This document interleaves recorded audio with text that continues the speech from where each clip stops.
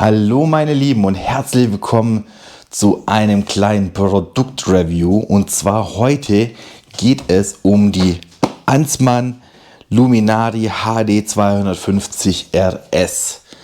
Das ist eine Stirnlampe aus dem Hause Ansmann, ein deutscher Hersteller. Und ja, die haben mir ein kleines Paket geschickt mit ein paar Produkten, um zu schauen, ob die für uns Angler interessant sind. Und das sehen wir jetzt gleich nach dem Intro.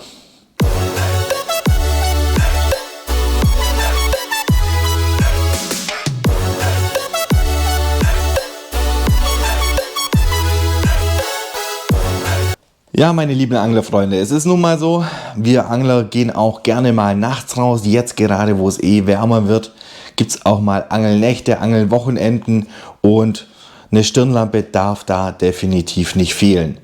Und heute schauen wir uns mal eben die Luminari HD 250 RS von Ansmann an.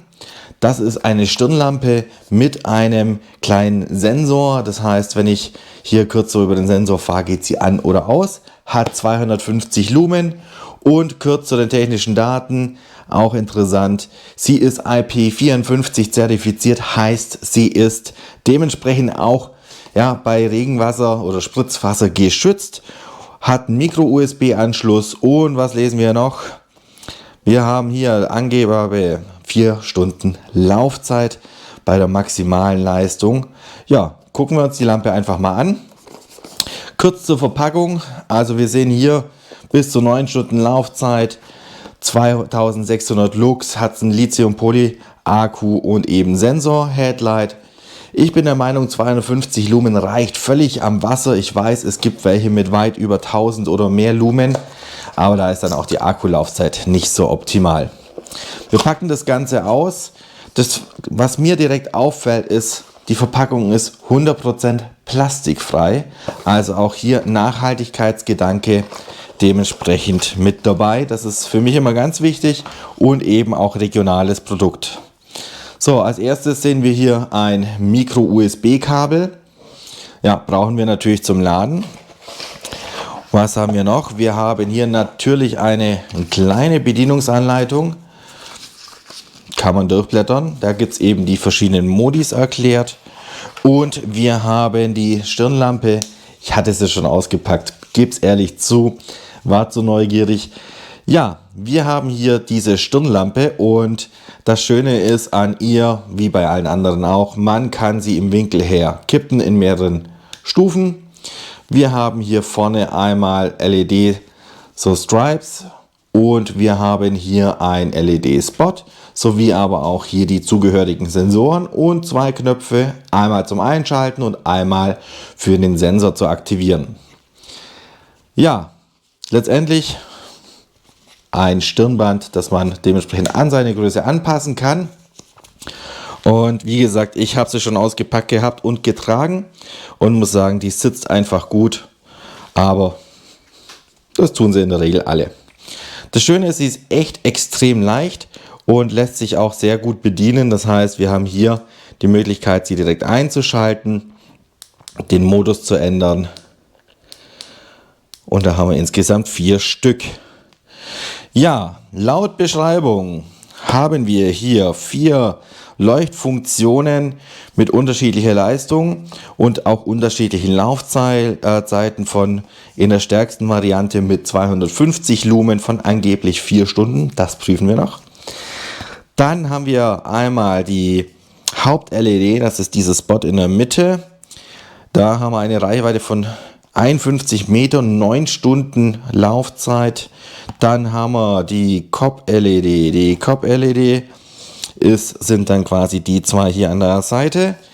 Die leuchtet mit 150 Lumen und einer 16 Stunden Laufzeit und einer Leuchtweite von 16 Meter. Und dann gibt es noch die kleinste Variante, also sprich, machen wir mal kurz hier, die hier. Das ist auch die mit niedriger Leistung mit 45 Lumen und einer Reichweite von 9 Metern und 8 Stunden Laufzeit. Ja, auf der Verpackung ist alles wirklich schön erklärt.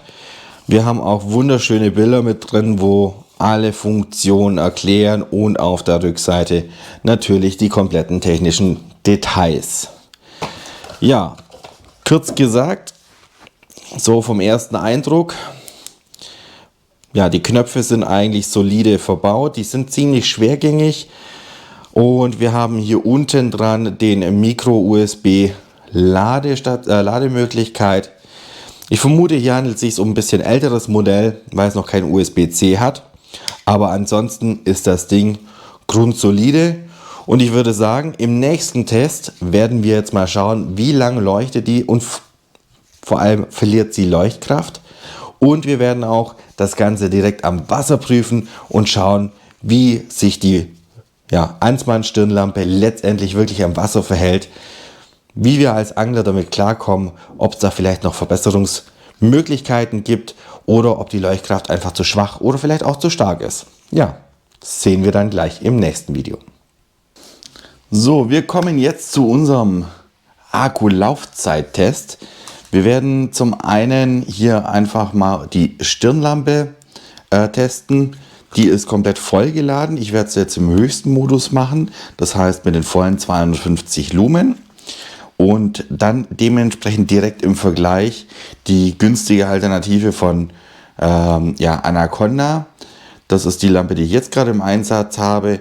Da habe ich gerade auch einen neuen Akku, jetzt, damit ihr es auch seht, keine billigen, sondern Vetra Akkus mit drin. Auch die komplett voll.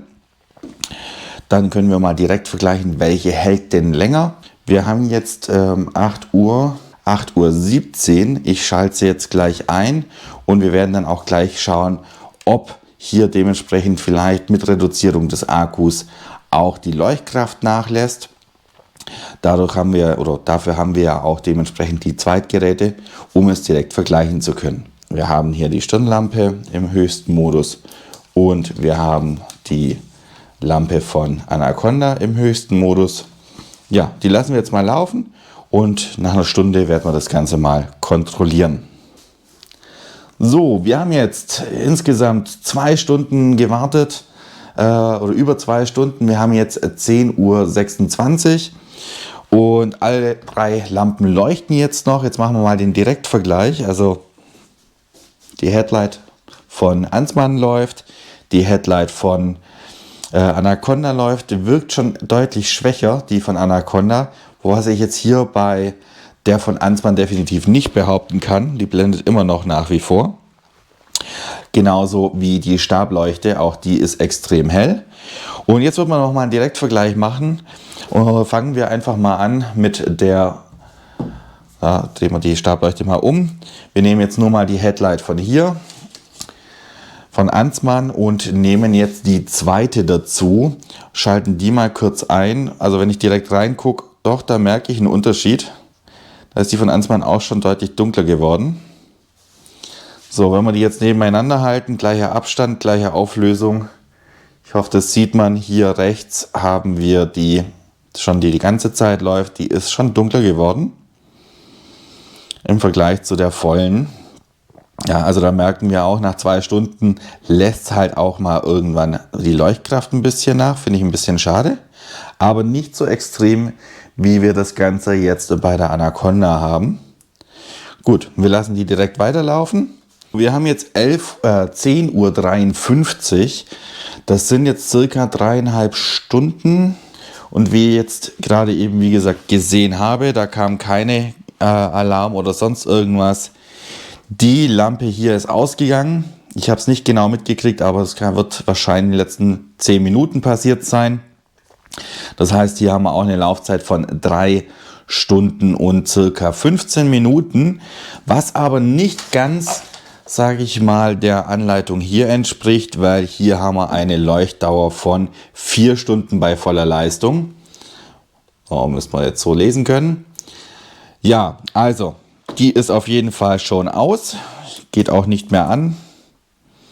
Nein, die ist komplett am Ende. Das heißt, hier kann ich jetzt also mit einer Laufzeit von ca. 3 Stunden, 3:15 rechnen. Im Gegenzug dazu leuchtet aber hier die Anaconda noch mit den Batterien. Wohlgemerkt sind auch gute Batterien drin. 3 AAA-Batterien mit 2400 mA. Ich lasse die jetzt einfach mal komplett leer laufen. Klar hat es den Vorteil, die kann ich mal kurz die Batterien austauschen, aber die Leuchtkraft hat extrem nachgelassen.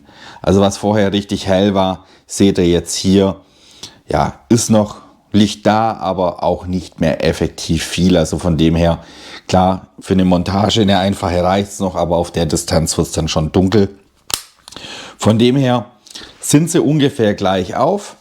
Wir werden mit dem Ganzen jetzt mal ins Wasser gehen und schauen, wie sich das dann wirklich abends dann im Dunkeln verhält, wenn wir am Wasser sind. Da geht es ja nicht um die Laufzeit, sondern wirklich, wie wird die Fläche ausgeleuchtet. Nicht in Büroräumlichkeiten, sondern wirklich auch im Gelände. Und ja, wir sehen uns dann gleich wieder. Servus Leute, jetzt sind wir am Wasser endlich angekommen. Endlich haben wir es mal geschafft, zum Nachtfischen zu gehen. Und wie versprochen habe ich gesagt, die Stablampen, die Stirnlampen möchte ich heute am Wasser testen. Habe auch die Powerbank mit dabei. Also jetzt haben wir auch mal die Ansmann Stirnlampe an. Und das ist ziemlich gut, weil ich sehe hier gerade, ich habe vergessen hier den Haken zuzumachen vom Gewicht. Und wie ihr sehen könnt, die ist ziemlich hell. Also mit den 250 Lumen, ich habe sie jetzt halt auf dem Komplettmodus, kann ich ohne Probleme hier meine Hände sehen. Ich kann meine Montage sehen. Hier mein restlicher Wurm, der noch dran hängt. Sollte aber reichen, vielleicht noch mal für einen schönen Barsch. Ja, also da muss ich auch sagen, bin ich total begeistert. Im Test habt ihr ja gesehen zu Hause im Büro, dass die einfach auch die Leuchtkraft nicht nachlässt, sondern einfach irgendwann ausgeht und ich halt die ganze Zeit die volle Leistung habe. Und das ist halt schon was meine andere von Anaconda, sage ich mal, nicht machen konnte. Und ja, ich stelle jetzt mal kurz um. Das ist so der nur Fokus-Modus. Das heißt, hier wird wirklich nur meine Hand beleuchtet. Ich sehe jetzt hier auch, sorry.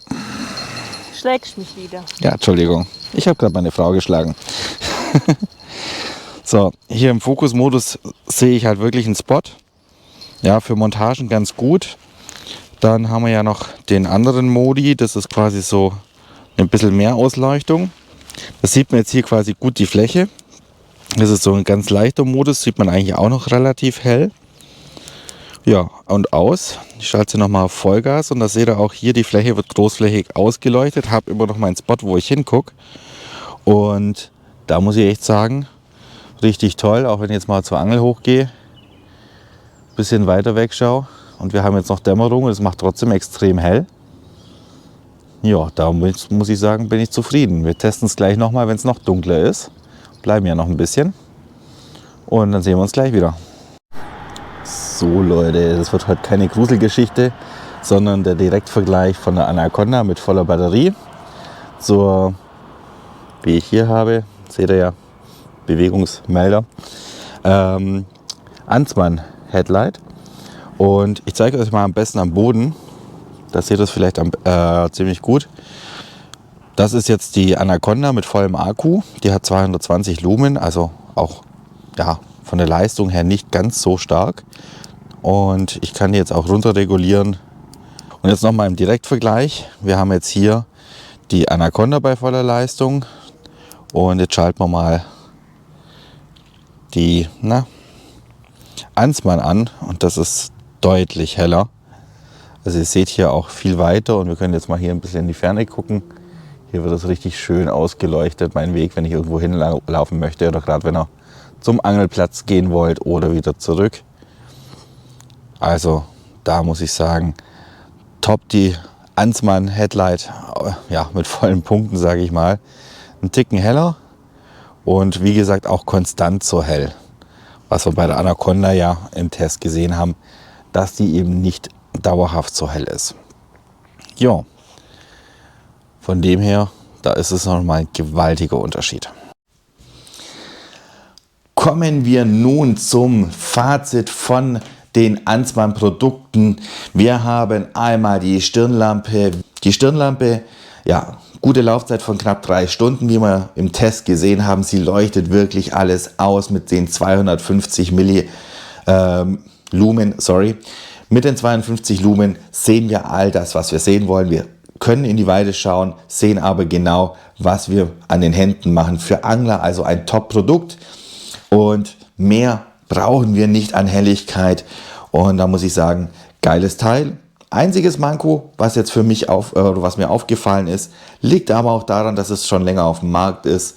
Wir haben hier zum Laden einen Micro-USB-Anschluss. Hier würde ich mir natürlich einen USB-C-Anschluss wünschen in der nächsten Generation. Und die Knöpfe, die sind ein bisschen arg schwer zu drücken.